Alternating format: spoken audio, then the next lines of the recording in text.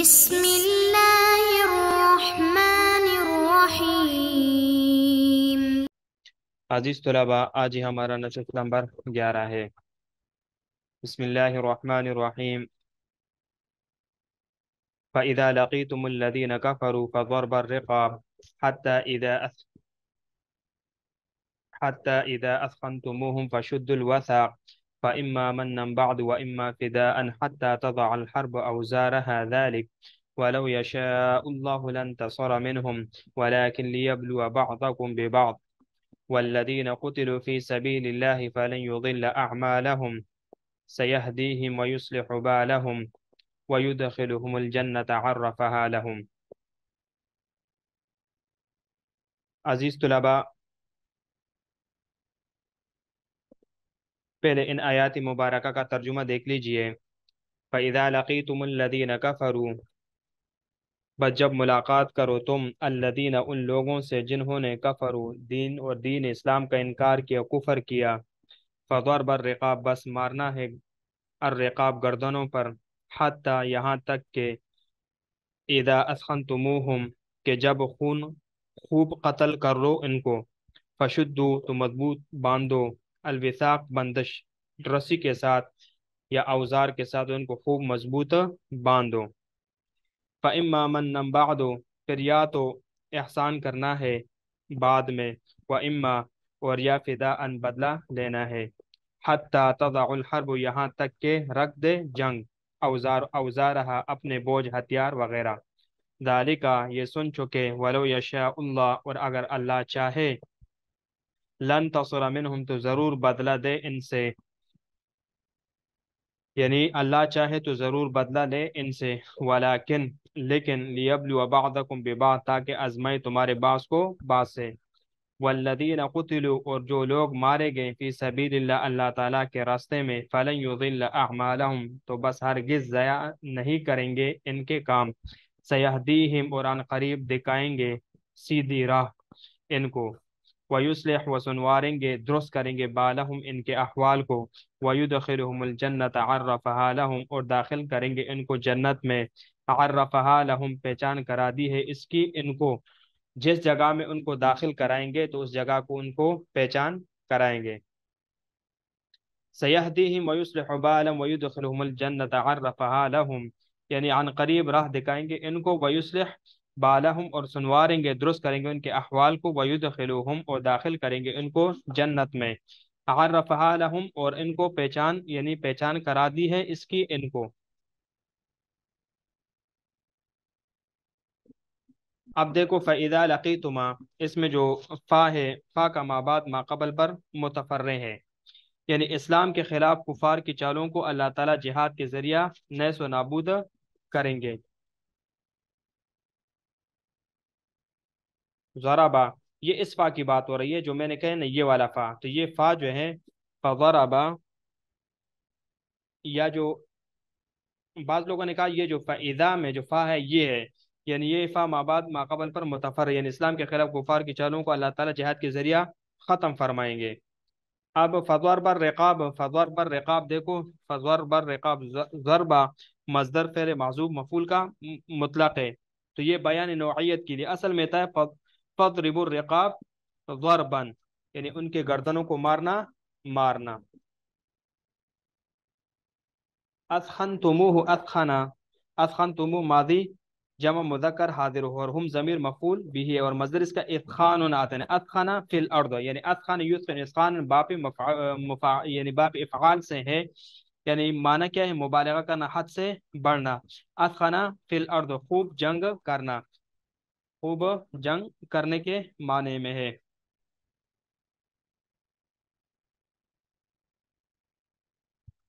اور حتی، یہاں پر دیکھو حتی، یہاں پر حتی ضربہ کی غایت ہے، یعنی جب کفار کا زور ٹوٹ جائے اور ان کی شوکت ختم ہو جائے تو قیدی بناؤ، ان کو قیدی بنا لو، تو یہ حتی فضربہ کا بیان اس کے لیے غایت ہے۔ اور یہ جو دوسرا حتی ہے، یہ جو مابعد میں آ رہا ہے حتی، تو یہ دوسرا شدو کی غایت ہے،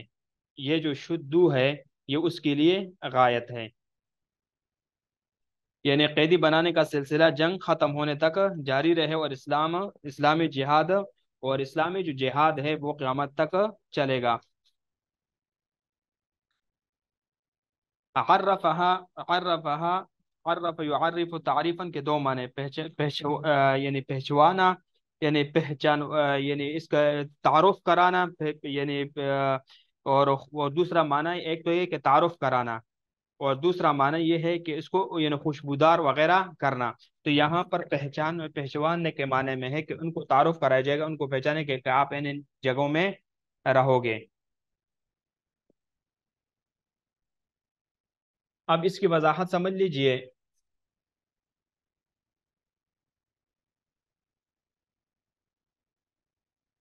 دیکھو، فَإِذَا لَقِيتُمُ الَّذِينَ كَفَرُوا فَضَرْبَ الرِّقَابِ، یہاں سے قتال میں کفار کو خوب قتل کرو، اس کا تذکرہ شروع ہو گیا ہے۔ فَإِذَا لَقِيتُمُ الَّذِينَ كَفَرُوا، بس جب تمہارا کفار سے مقابلہ ہو، یعنی اللقاء لڑائی کو کہتے ہیں، فضرب الرقاب، تو ان کی گردنیں مارو۔ اصل میں اس طرح فضرب الرقاب ضربا، بس تم گردنوں کو مارو، مارنا فعل کو معذوف کر دیا اور مصدر کو شروع میں لایا،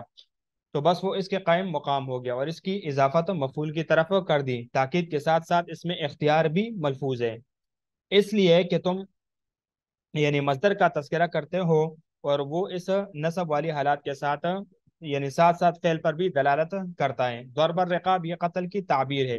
مطلب یہ نہیں کہ قتل ہی کیا جائے، دوسرا اعضاء نہ کاٹے جائے، اور تعبیر کی وجہ یہ ہے کہ قتل انسانی عموماً گردن مارنے سے ہوتا ہے، اس لیے یہ تعبیر قتل کے طور پر استعمال ہوا ہے۔ خواہ دیکھو اگر گردن کے علاوہ کسی دوسرے عضو پر کافر یعنی کو مارا جائے تو بھی تب بھی درست ہے، تو یہ فضور پر رقاب سے اس کی تعبیر ہوگی، لیکن اصل مقصد کو قتل کرنا ہے۔ حتی اذا اتقنتم، یہاں تک کہ جب تم ان کو یعنی ان کی خوب خونریزی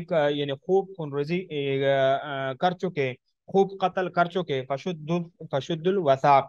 تو خوب مضبوط باندھو، بس ان کو قید کر لو۔ دیکھو الوثاق الوثاق یہ دونوں طرح پڑھ سکتے ہیں، یعنی واو کے فتح اور کسر دونوں سے مستعمل ہے، اس یعنی اس رسی وغیرہ کو کہتے ہیں جس سے قیدی کو باندھا جائے، مطلب یہ ہے کہ ان کے بندن خوب مضبوط باندھو تاکہ وہ کسک نہ جائے۔ فَإِمَّا مَنًّا بَعْدُ، پھر اس کے بعد یا تو بلا معاوضہ چھوڑ دو ان کے قید کر لینے کے بعد، وَإِمَّا فِدَاءً، یا معاوضہ لے کر چھوڑ دینا۔ اب دیکھو منا و فداءً، یہ دونوں مثبت فعل کی وجہ سے، جو فعل معذوف کی وجہ سے منصوب ہے، اور تقدیری کلام یہ ہے اما تمنون منن و تفدون فداءً، مطلب یہ ہے کہ کفار کو قید کرنے کے بعد تمہیں ان پر احسان کر کے چھوڑ دینا اور فدیہ لے کر چھوڑ دینے کا اختیار ہے۔ پھر اس میں آگے کئی اقوال ہیں، یعنی عند الاحناف، عند الشوافی وغیرہ، تو اس کو بھی میں چلو آپ کی فائدے کے لیے میں ذکر کر دیتا ہوں کہ عند الاحناف اس میں کیا ہے کہ جو قیدی ہے، قیدی مشرکین کا حکم قتل یا غلام بنانا ہے، یہ فداء و منن کا حکم ہے اس آیات سے منسوخ ہے، فقتل المشرکین، کیونکہ سورۃ البرات آخر میں نازل ہونے والی سورت میں سے ہے، تو لہٰذا دیکھو احناف کے نزدیک یہ ہوا کہ ان سے فدیہ لے کر ان کو چھوڑ دینا، تو یہ جو سورۃ توبہ کی آیات فقتل المشرکین، تو احناف کے نزدیک یہ کیا ہے، منسوخ ہے۔ امام مجاہد رحمہ اللہ فرماتے ہیں کہ آج کل من و فدا نہیں ہے، اب اسلام قبول کرنا یا ضرب الرقاب، ان کی گردنیں اڑاؤ۔ امام شافعی رحمہ اللہ فرماتے ہیں کہ امام المسلمون کو اختیار ہے کہ چار میں سے کسی ایک کو موقع اختیار کرے، نمبر ایک قتل، نمبر دو غلام بنانا، اور نمبر تین فدا، اور فدا کرنا بے اثار المسلمین، اور احسان سے چھوڑنا، یہ چاروں میں اس کو اختیار ہے کہ کوئی بھی اس کو اختیار کر سکتا ہے۔ اچھا اب یہ آ گیا جو چلو حتی تضع الحرب اوزارہا، جب تک کہ لڑنے والے اپنے ہتھیار نہ رکھ دے، اوزارہ بوجھ یعنی آلات ضروریت، تلوار وغیرہ کو کہتے ہیں۔ ایک قول یہ کہ اوزار سے گناہ مراد ہے، مطلب یہ ہوا یہاں تک کہ اہل حرب کو چھوڑ دے، وہ اپنا شرک چھوڑ کر اسلام لے آئے،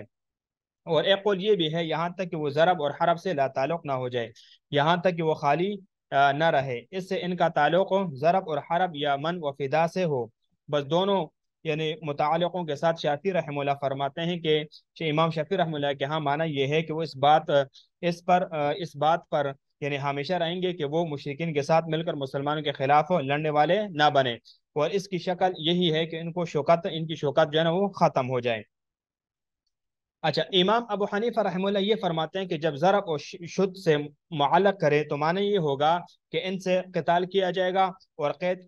کیا جائے گا یہاں تک کہ جن سے حرب بند ہو جائے، اور یا اس وقت ہے کہ جب مشرکین کی شوکت ٹوٹ جائے اور ان کی شان و شوکت ختم ہو جائے۔ اور جب من و فدا سے معلق کریں، یعنی حتی تضا حرب اوزارہ کی بات ہو رہی ہے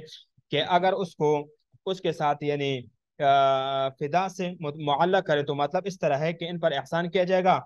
کہ وہ فدیہ ادا کرے یہاں تک کہ غزوہ بدر ختم ہو۔ البتہ جو تعویل من و فدا کی اہم ذکر کر چکے ہیں وہ تعویل کی جائے گی،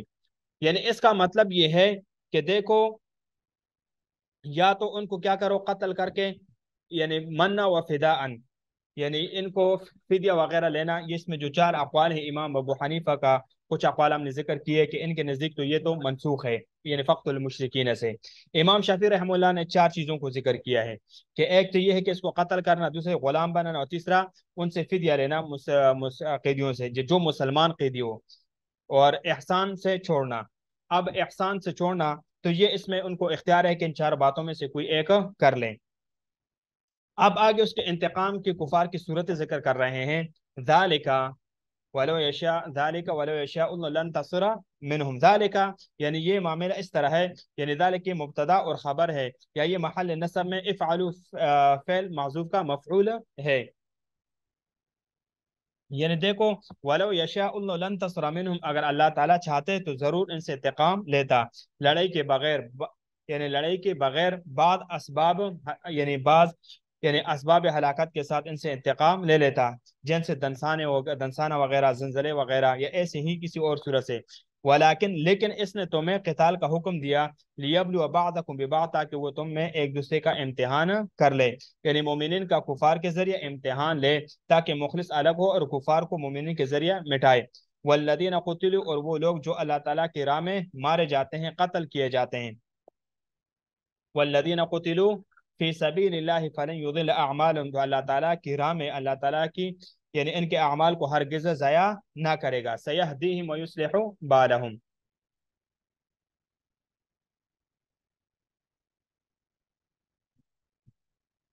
سیہدیہم ویصلح بالہم، اللہ تعالیٰ ان کو یعنی ان کو مقصود تک پہنچائے گا، جنت کے راستے کی طرف، یا منکر نکیر کا درست جواب یہ لوگ دیں گے۔ ویصلح بالہم، اور ان کے حالات درست کرے گا، یعنی ان کے خصمات جو ہے ان کو راضی کر دے گا اور ان کے اعمال کو قبول کرے گا۔ وَيُدْخِلُهُمُ الْجَنَّةَ عَرَّفَهَا لَهُمْ، اور ان کو جنت میں داخل کرے گا جس کی ان کو پہچان کرائے گا، یعنی ان کو ان کی رہائش گاہوں کا اس طرح تعارف کرائے گا کہ کسی سے وہ پوچھنے کے محتاج نہ ہوں گے، یعنی ان کو، یا دوسرا قول یہ کہ ان کو عرف نامی، یہ جو عرف نامی خوشبو سے خوشبو والا بنائے گا۔ اب دیکھو یہاں پر اللہ رب العزت نے جہاد دنیا کے احوال بدلنے اور اس کو درست کرنے کا ایک ذریعہ بنایا ہے، یعنی تمام، دیکھو آپ اس بات کو سمجھ لیجئے کہ تمام یعنی سماوی شریعتوں میں جہاد کا حکم رہا ہے، جتنے بھی ادیان گزری ہے اور ادیان سماویہ، اس میں اللہ رب العزت نے جہاد کا حکم دیا تھا، اور اس امت کو بھی اللہ تعالیٰ نے یہ تحفہ عطا فرمایا، یعنی جہاد کے ذریعے اللہ تعالیٰ دنیا کو سنوارتے ہیں۔ انسانوں پر اللہ تعالیٰ کی سب سے بڑی مہربانی یہ ہے کہ ان کو نیکوکاری کے راہ دکھائی، یعنی ظالموں کو ظلم سے روکے، لوگوں کی دنیاوی معاملات اور اسی طرح ان کی جو نا گھریلو زندگی اور ملک کے نظام کو بہترین اور اچھے انداز میں کرنے کے لیے جن علاقوں پر خونخوار لوگ قابض ہے، جو ظالم اور خونخوار لوگ قابض ہوتے ہیں، اور وہ سخت جنگ جو بھی ہوتے ہیں وہ پورے علاقے کا یعنی ستیہ ناش کر دیتے ہیں، تو یہ لوگ اس آفت زدہ غص کی طرح ہے، یعنی اس ہاتھ اور یا اس غص کی طرح ہے جس کو کاٹے بغیر جسم درست نہیں ہو سکتا۔ تو جو شخص جس کی صحت کا فکر مند، یعنی جو شخص جسم کی صحت کا فکر مند ہے تو اس پر لازم ہے کہ اس عضو کو کاٹ دے، کیونکہ بڑی منفعت کے خاطر چھوٹی سی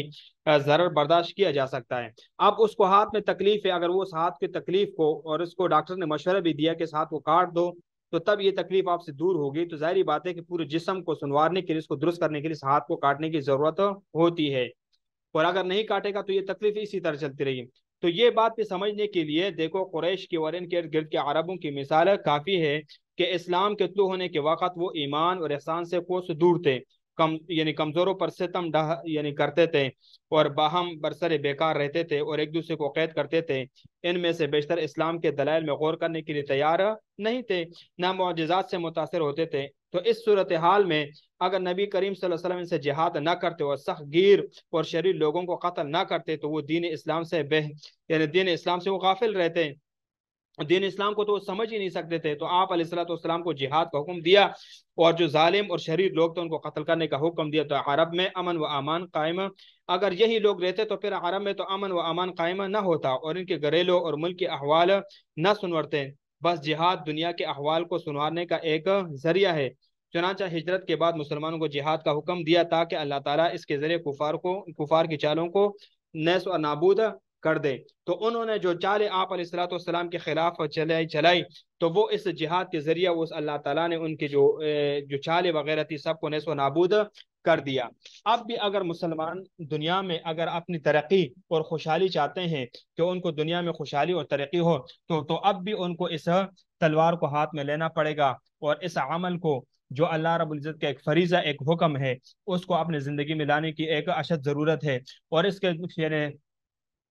روز روشن کی طرح جاگتا ہوا ایک مثال ہمارے سامنے افغانستان کی بھی ہے کہ دیکھو انہوں نے 20 سال تک پوری دنیا کی جو طاقتورین قوت تھی اور قوت وغیرہ تھی ان کا مقابلہ کیا، تو اللہ تعالیٰ نے اس جہاد کے ذریعے ان کے اخلاص کے ذریعے اللہ تعالیٰ نے انہیں فتح عطا فرما دیا۔ تو اسی طرح تمام مسلمانوں کو ایک عادل منصف حاکم کے ہاتھ تلے آ کر اور اس نظام کو بدلنے کے لیے ان کو ایک جدوجہد کرنی ہوگی اور اپنے آپ کو مضبوط کرنا ہوگا، دین اسلام کے ہر حکم کو لینا پڑے گا۔ تو اسی طرح جس طرح کے